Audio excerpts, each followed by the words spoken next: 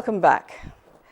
The role of the judiciary as defined in the 1999 Constitution and other governing acts and laws is very central to the survival of the country because it is the arm of government that wields the power of judicial review over the discharge of legislative functions and the exercise of executive powers. In continuation of our assessment of critical sectors of the economy, tonight we look at the judiciary and how it has fared 54 years after independence. Our judiciary correspondent, Shola Shoyele, has the report. As an institution, the Nigerian judiciary started as an instrument of consolidating and legitimizing colonial rule. At independence in 1960, it attained the status of an independent arm of government, with the Lagos judiciary becoming the first in Nigeria. And this building, which today serves as the foyer of the Lagos High Court Judiciary in Lagos Island, became the first and is now the oldest, most recognizable judicial building in the country. Like other common law countries, Nigeria operates the adversarial system of court proceedings, where the presiding judge is both a judge of the law and fact. These help to give stability to the country during the period of military rule. Even though the judiciary at the time was to a large extent undermined by the military tribunals, the ouster clauses, intimidation of judges, and underfunding. The judiciary, under the assumption that the military are the ones that deprive them of their power to function following the Lakumi case, were remarkably very strong. They were absolutely very strong. They were so strong that they always guarded their jurisdiction ferociously and fiercely. The return of democratic rule in 1999 also brought with it a lot of vibrancy and courage. The courts were called on to decide several cases and even give landmark decisions. There have been a lot of major judgments. Judgment on the National Bank, a judgment on the later corporate matters, judgment on election petitions. And before I became Attorney General, I handled the election petition case of Awolowo and Shagari, which in my judgment was one of the greatest election petitions or litigations in those eras. One bold judgment recently delivered by Federal High Court is the one which seeks to solve the perennial problem of underfunding and guarantee the financial autonomy of the judiciary. These issues form the basis of several industrial actions embarked upon by judicial workers. We are fighting against the non-implementation of the approved consolidated judiciary salary structure. Another big issue which the country has to watch and address going forward is the intimidation and harassment of judicial workers by politicians and thugs, as happened recently in Ekiti State. What is important for us now, and I think this is where the NJC should come in, the rule that prevents judges from speaking out when they are violated, I think should be reviewed.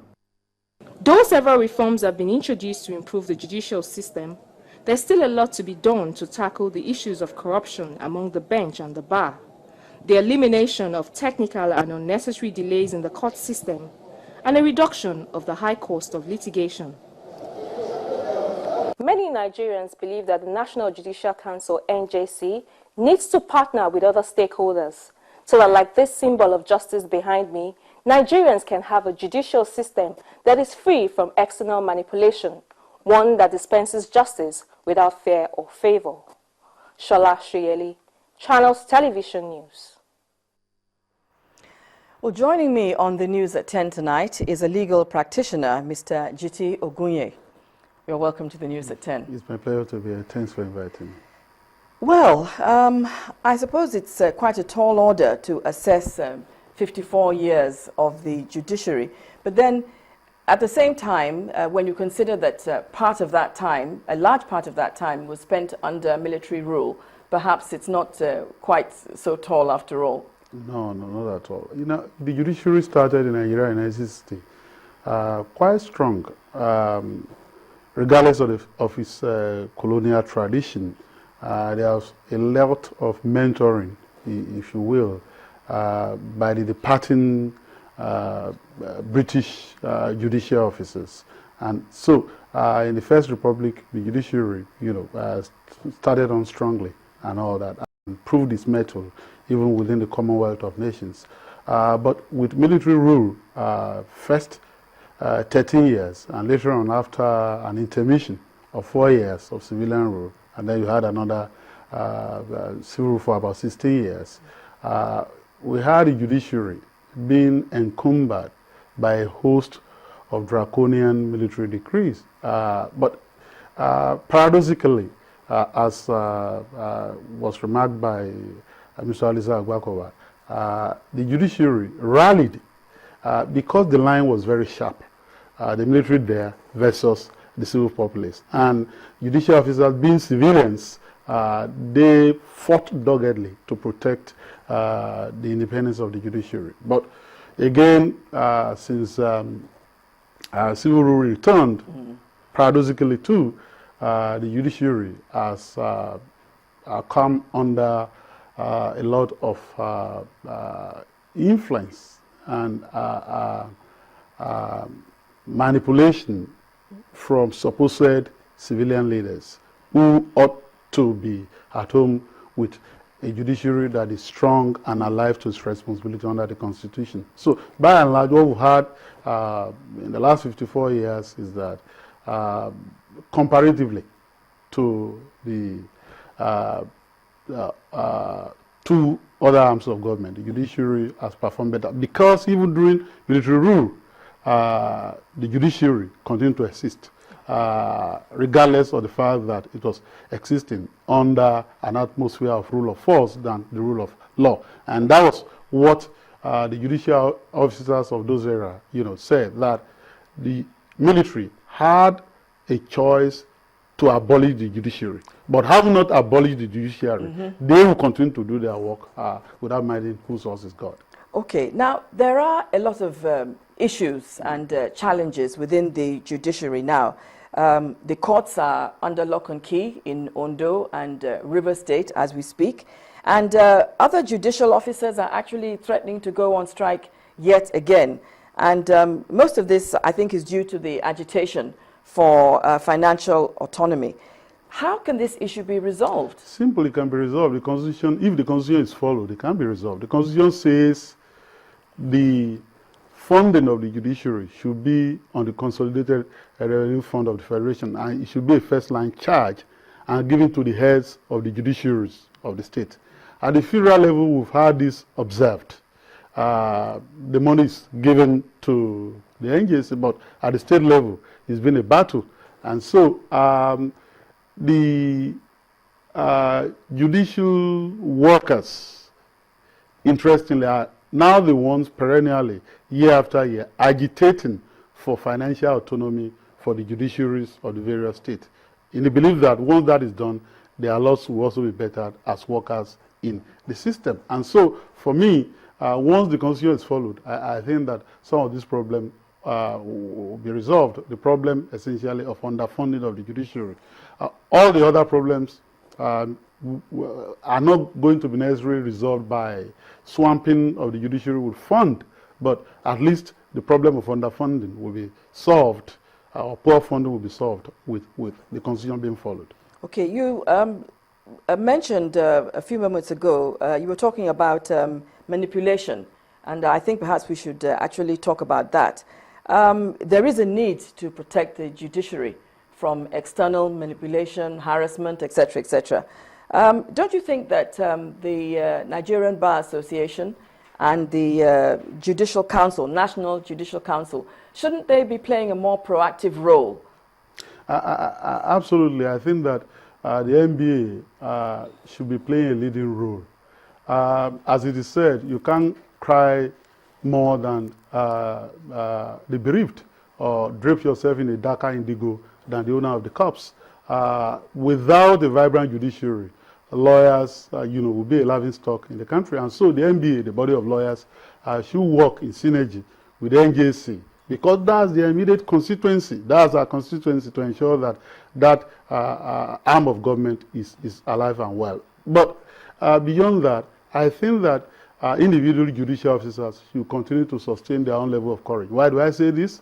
During the military era, you had the example of Yaya Jinodu, who had to resign because he felt that his court was being assailed. And during this period, you also have the like of Justice Isaiah Salami. I reference these two judicial officers in different eras because of the need for judicial officers to be willing to sacrifice and necessarily offer themselves as sacrificial lambs for the good health of the judiciary. If you don't have that personal courage, the NJC, the NBA can continue to decry the oddity that is on the ground, but nothing will get achieved. Thank you very much, Mr. G.T. Ogunye, for joining us on the news at 10. We've been speaking about the judiciary over the last 54 years.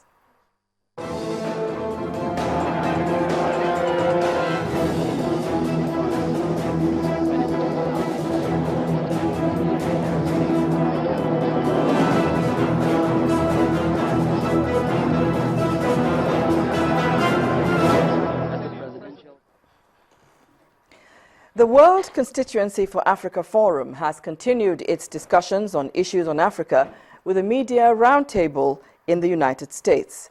Discussions centered on the Ebola virus outbreak in West Africa and the impact of terrorism on the African continent. Traditional and new media leaders from Africa and the United States, including Channels Television's chairman, CEO, Mr. John Momoh, were present. Our correspondent, Amarachi Ubani, reports. This was not one of those meetings that drew a large crowd, but maybe it should have. For a long time, the African American community in the United States has been thirsting to understand Africa the way it should be.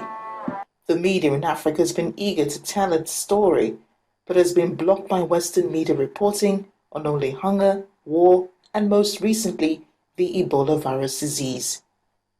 The guest panelists, who are the chairman, CEO of Channels Television, Mr. John Momoh, and President, Discovery for Africa, Mr. Arik Noboa, feel it's time to redirect the focus. As a journalist, when there's a story about Ebola ravaging some remote areas in one or two West African states, it makes news. But that's not all the news. I would have rather we reported on why there was a delay in trying to get the ZMapp medicine to the patients who need them. I would have also have wanted a situation where all the successes made in Nigeria were reported. But this was not to be. And so unless we're beginning to report like that, and as I said, we can only do that ourselves. No one will do it because it's the objective of the Western media to see, and I'm not being negative in this regard. It's just the way it's set up. Give us the story. When journalists come into Nigeria and they want to work with us, they have a framework. They have a structure. Now we know that Africans don't live on trees anymore, but the structure is there. They look for images of general view shots of people living on trees, or go to some slums and bring us pictures about slums, and then you can use that as a backdrop to report your story. That shouldn't happen. I think we have to change narrative, and we are the ones who can change narratives ourselves. But charity begins at home. Most media in Africa are influenced by the interests of Western media than telling stories of progress and heroism. What should be done and what wasn't done throughout this period was the fact that the successes, the good stories were not reported. How did Nigeria contain the Ebola crisis? Those stories were not told. We were not being told about how people were coping and how they were trying to make sure that the Ebola did not spread. There were no images of even parties that were going on, even at this period, where Ebola that was supposedly ravaging Africa. So maybe the answer, I'm not trying to be your PR agency, but maybe the answer is channels and other African outlets and finding ways to take them international. You know, All Africa certainly does that in brilliant ways here in the States. But that may be the only way that some of these stories will get told, at least with a different lens, particularly when our culture is very soundbite driven. The good news stories sometimes take a little bit more framing and development. It doesn't take much convincing for their Americans. Many are already interested in creating that bond that would help paint a true reflection with words and pictures. At the end of the meeting, a media task force is formed, with journalists present as members and the key panelists as mentors. They begin an unending journey of partnership, cooperation, and development to reintroduce Africa, little understood by the diaspora and yet misinterpreted by Western media, to the rest of the world. Amarachi Ubani, Channels Television News. First Bank.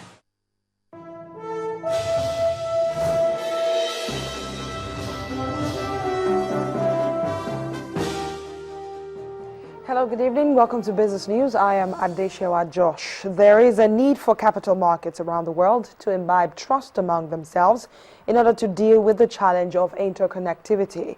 And this is the view of Greg Medgraft, the chairman of the board of the International Organization of Securities Commission. Medgraft, who was speaking on the sidelines of the IOSCO conference in Rio de Janeiro, Brazil, also talked about the importance of moving the markets forward. Better days are now here for the capital market investors with the new invention from the Africa Prudential Registrars called the e-Registrar solution. The managing director of Africa Prudential Registrars, Mr. Peter Shade, says the invention became necessary to make transactions easier for shareholders. Mr. Shade promises that APR will continue to invest in research and development to better meet the demands of their investors. This forum is for the African Prudential Registrar to interact with capital market investors, operators, regulators and other stakeholders. The interactive session is the first of its kind, and the whole essence is to build a stronger and more vibrant capital market. From an investor perspective, I think the fact that they have developed most of this information online is actually a good thing for the market, because if you notice, everybody is moving towards technology, because technology helps solve solutions and make things faster and also reduces the error margins that happen. And I think this is a very good initiative, and I'm proud to see that they've gone this far. I think most registrars should also take a look at what they've done and begin to develop similar solutions that will help investors have a very pleasant experience in our market. The e-Registrar solution is a marked departure from conventional share registration. With the broker online innovation, life has just got easier for shareholders in the Nigerian capital market.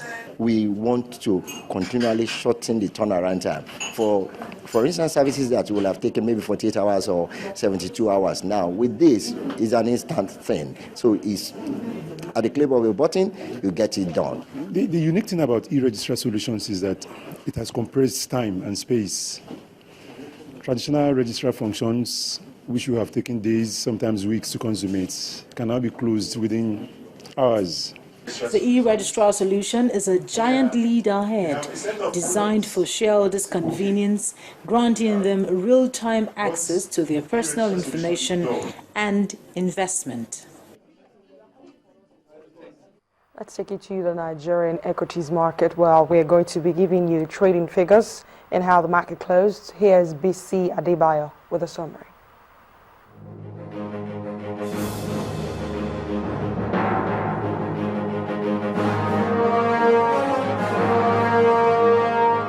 Hello and welcome to the stock market reports.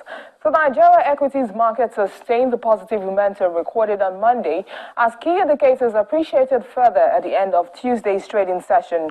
The all-share index added 0.25% to close at 41,210.10 with a market capitalization of 13.6 trillion naira. Guinness led 29 other price appreciators, which include PZ, and Stanbic IBTC. On the flip side, 24 stocks received the cold shoulder from investors, and they include Seplat, Nestle, and WAPCO. On the volume chart, Skybank pulled the highest number of shares at 614.88 million units and is followed by Zenith Bank and Chams. When stocks crossed the finish line, investors exchanged 8.08 billion naira for 1.07 million shares in 4,894 deals. And that's a wrap on the stock market report. I am BC Adebayo.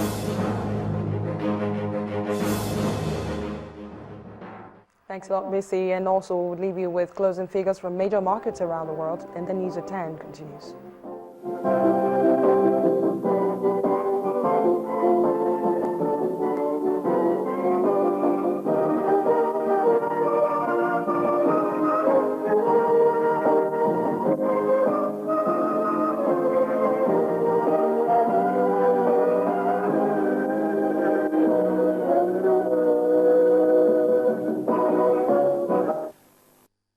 First Bank.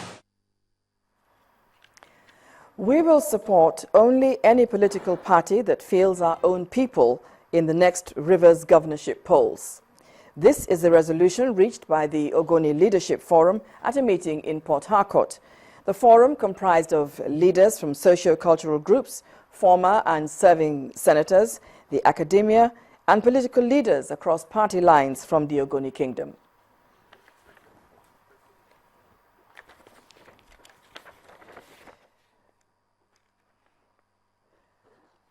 When the News at 10 returns, we'll be delving into the world of sports. Do join us again.